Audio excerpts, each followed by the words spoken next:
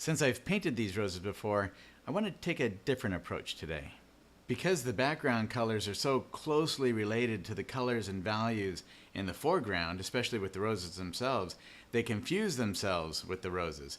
And I don't want that. I want to separate those more. I think I'll play with that a bit.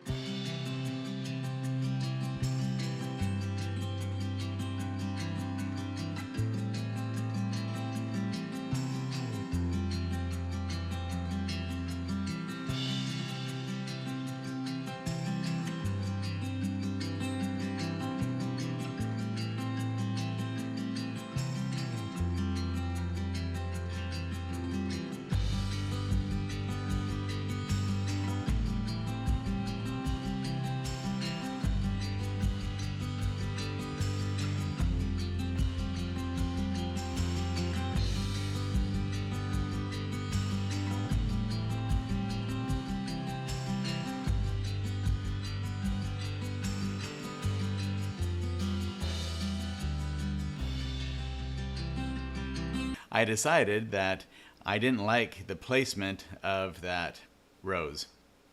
Actually, of both of the roses. Just they're a little bit too far over. It puts the rose on the right too close to the center. And I wanted to set them off center more than that. So I decided to just wipe them off and start over again. Sorry that you had to watch the whole beginning of that and then have it all be gone in one fell swoop, but that's kind of the nature of painting.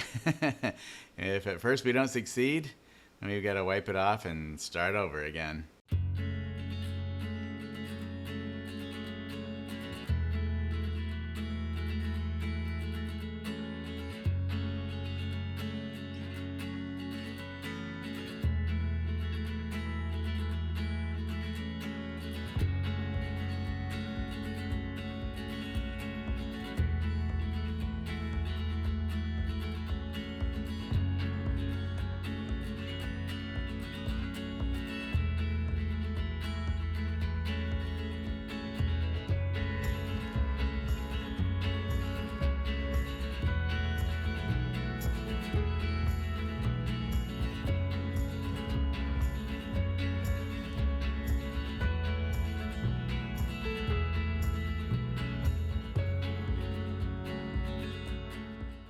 So at a point like this, especially when I have a light background and I'm trying to avoid having to erase anything that I've done or paint over it with real thick paint, which is easily a possibility, but if I'm trying to avoid that at all, what I'm looking for are interesting shapes, making sure that the roses aren't just pretty to look at, but that they're each shape within the overall shape of the rose, each petal as a shape is interesting in itself, and that something like a branch or a stem will also have movement and something interesting about it for the viewer. So that's some of the stuff I'm looking for right now.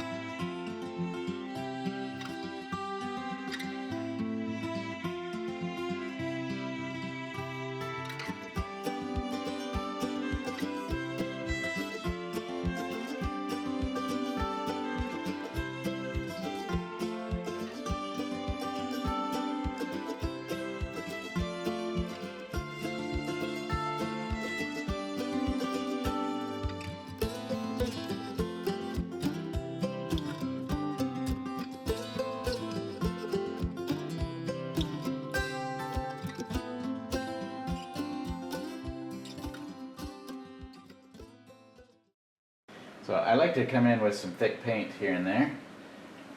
Usually not quite this soon into the painting, but I do love thick paint. And especially thick paint with brush texture going through it.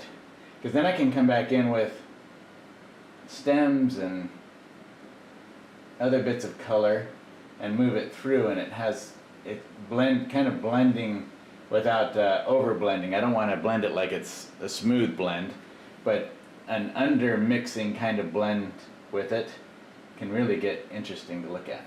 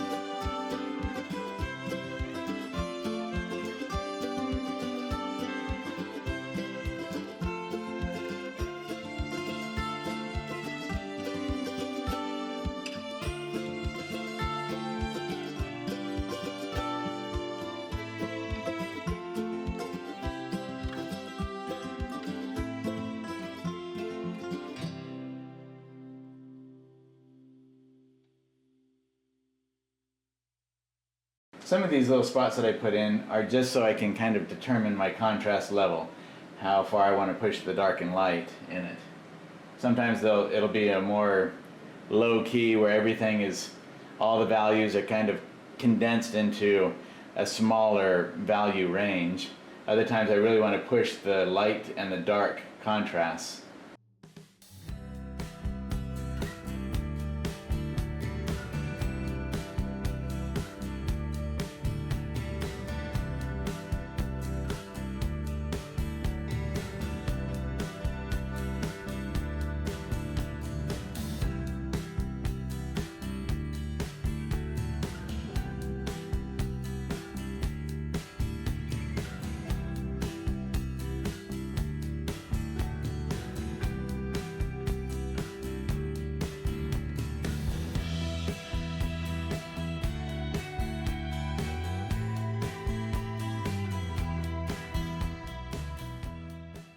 So really, leaves, petals, everything, it's all shapes. So instead of thinking about them as flowers, I have to think about them as shapes, and that way, if one shape isn't working next to another shape, whether it's a flower or a leaf, then I know that I need to change something about that. So if I was thinking about them as leaves, I would try to draw them like they were leaves, but right now I'm trying to draw them as if they're a specific shape of color. And will that shape of color work with another shape of color that somebody might identify as a leaf or a stem or a flower?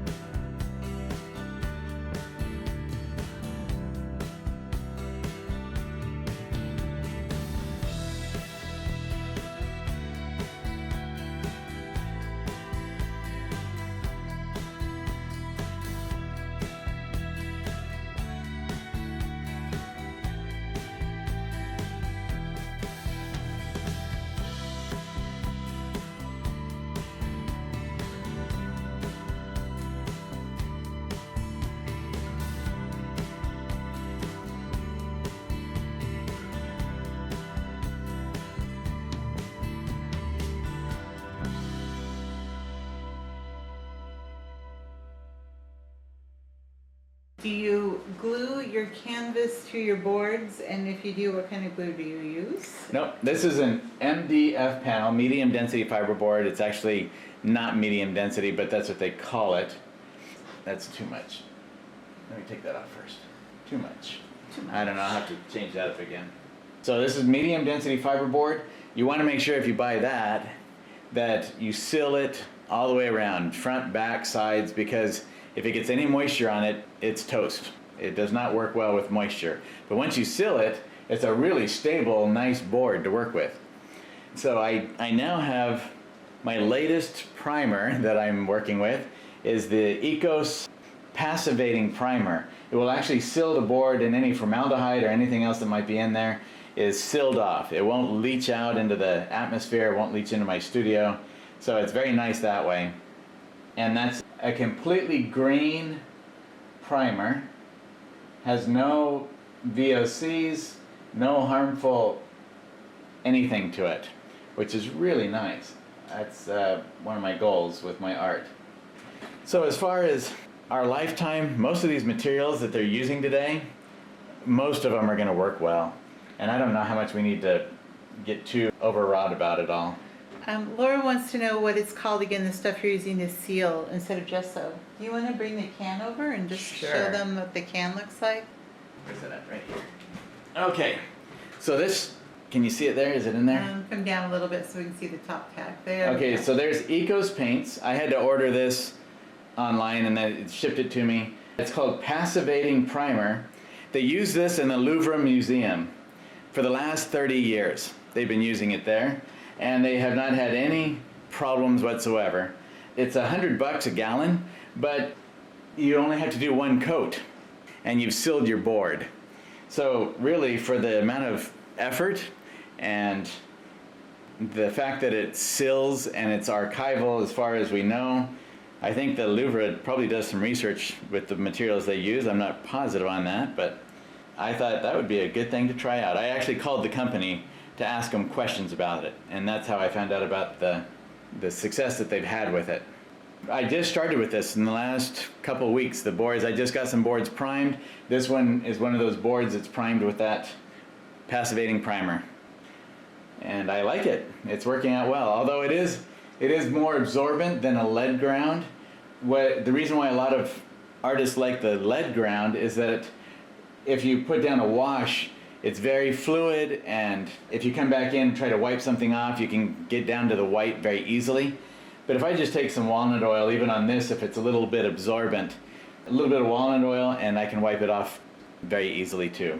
It's not as fluid to work on as maybe a lead ground, but it sure is a lot easier to mess with it, to prime it in the first place. I don't have to wait 6 months or a year for it to dry. I can start painting on it the next day. It only takes a few hours for it to dry. And you prime front, back, and all sides? You seal it completely? Yes, I seal it completely, especially something like MDF. Now, if I had an indoor-outdoor board, like maybe a Baltic birch plywood, but see, I used to use Baltic birch plywood in the 90s, and then they changed manufacturers, and it started, they were getting wood out of China that wasn't made with the same resins. It started to warp and cup on me. It didn't do that in the past when it was coming out of Russia. So I stopped using the Baltic birch plywood. Even the 1/2 inch was warping and cupping, and that's not going to work with paintings. It has to stay flat. The MDF I've been using since the late 90s, and I've not had any trouble with it. But you know what? there's really nothing in this life that is absolutely permanent. That's just the nature of mortality. Otherwise, this passivating primer, I think it's going to work out great. I'm excited about it. But then I don't know for sure. I guess I'll keep on experimenting and trying.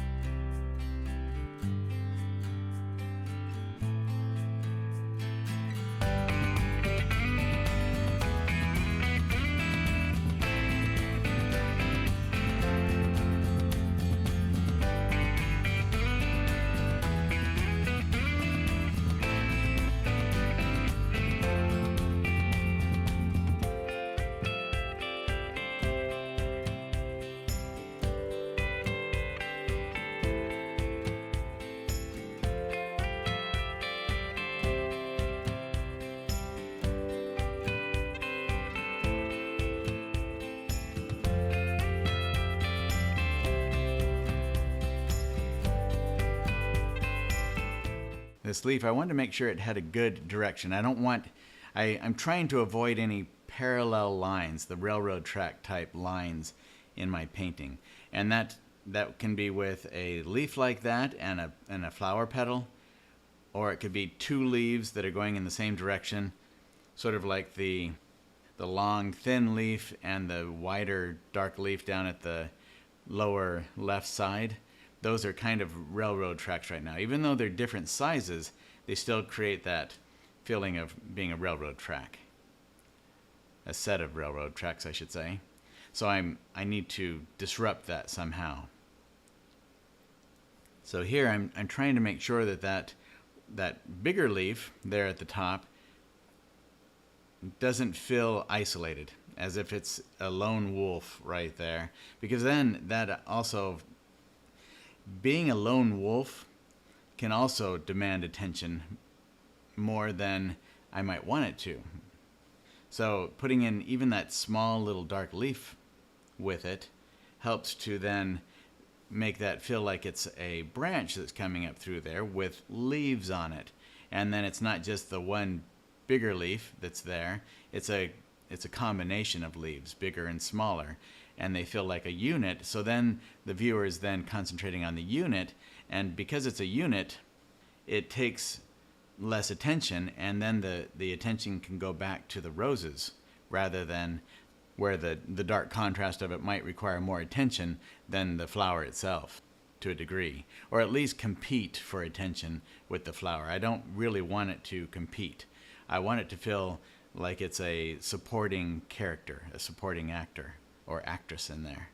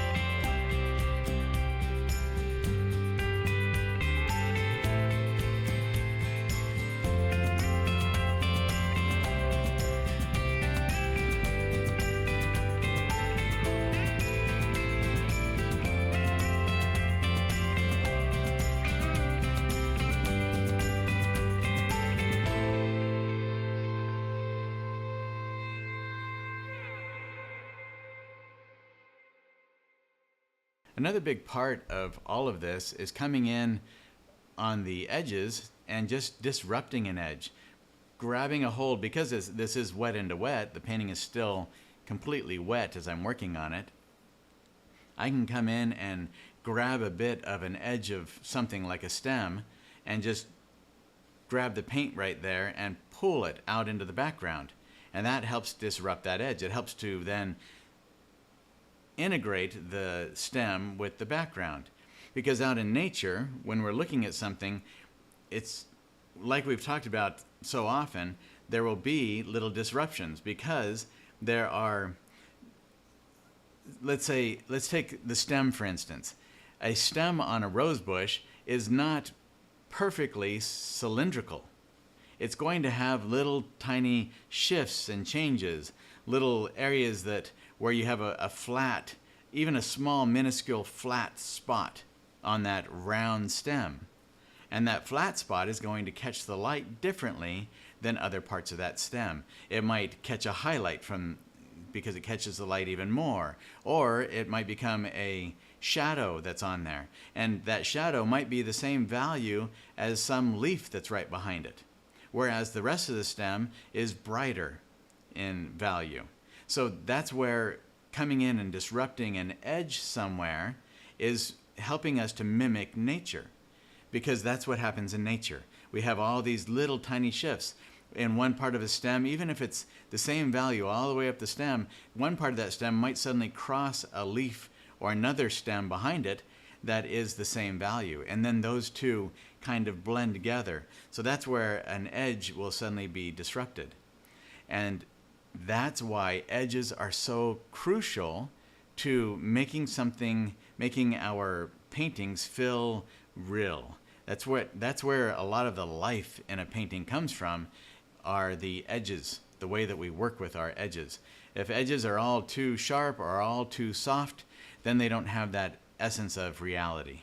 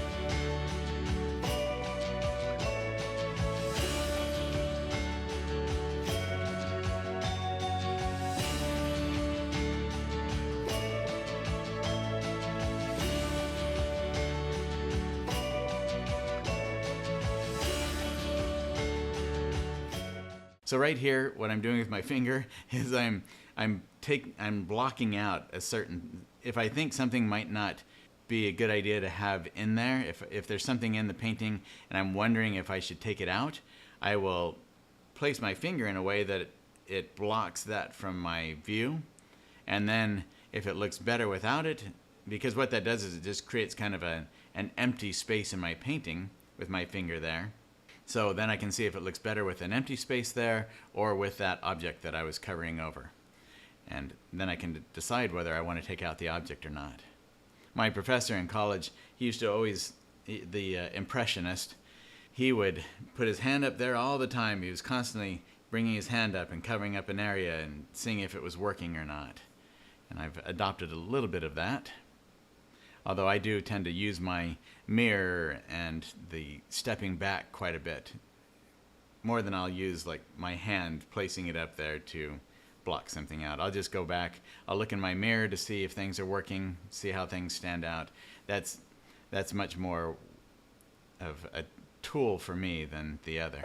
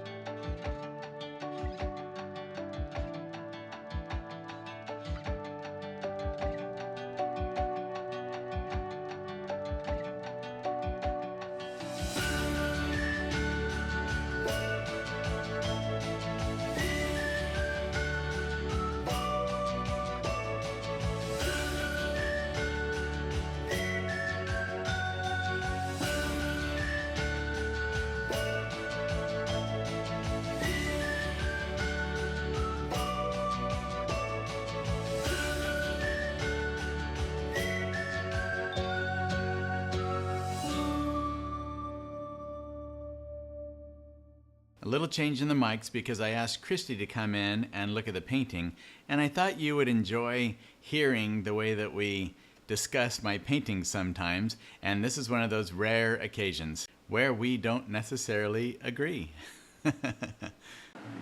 I love the background and I love the leaves and sticks. I wish the flowers were a little bit more developed. Ah, I see. They just look like the wild roses that are flat and kind of ugly. Oh, okay. I mean, like, you know, the beautiful full many petaled roses. You want the full many petaled roses. You know, just that, yeah. Well, I'll have to think about that because You like it. Uh-huh. Then leave it.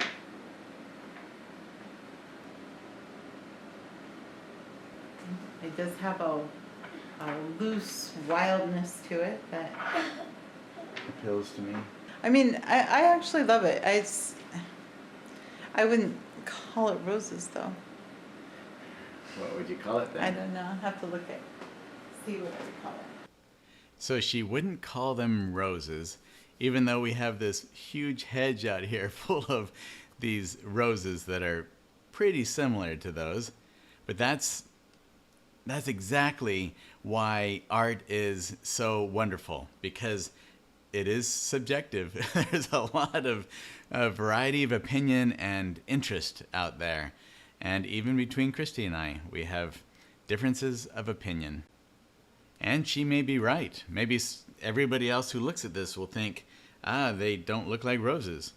To me, they feel like roses and they look like roses, but maybe not to anybody else. And I suppose that's probably all right, as long as I'm not worried about selling it in case nobody else thinks they look like roses. I don't know. But in the end, we just have to kind of follow our instincts. It's good I listen closely to what Christy has to say because I trust her opinion, and she's usually right. But in this case, I liked what I had here, and I didn't want to lose it. I didn't want to come in with a bunch of other petals. I've done plenty of roses that were the old English-style, full-out garden roses, but I like wild. I love just the feeling of those petals moving and twisting and bending and all wrapping around together in some of that space in there, and that's a lot of fun for me. So I decided to keep it the way that it was.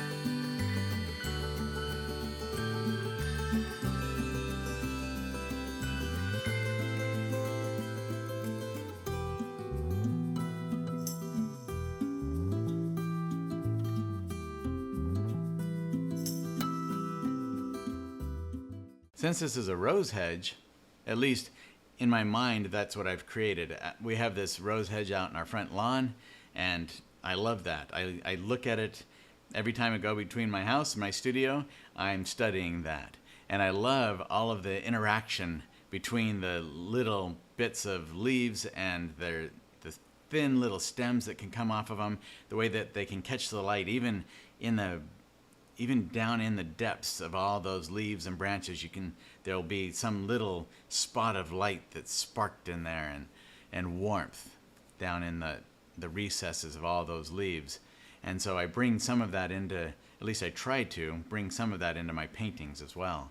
So in this case, where I'm envisioning that this is now more, rather than just a rose that's growing on a straight stem in a pot in a planter, it's more of a rose hedge, and it's one of those stems that grows sideways and several flowers grow off of it, and then there are flowers right behind it and to the side of it and all around it, so I can get all kinds of color and little stems and branches and leaves that are catching the light and twisting and turning.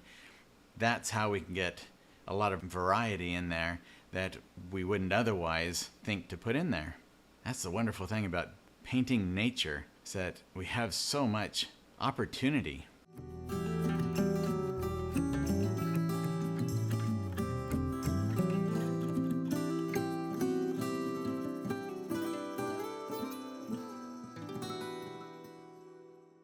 And that is it.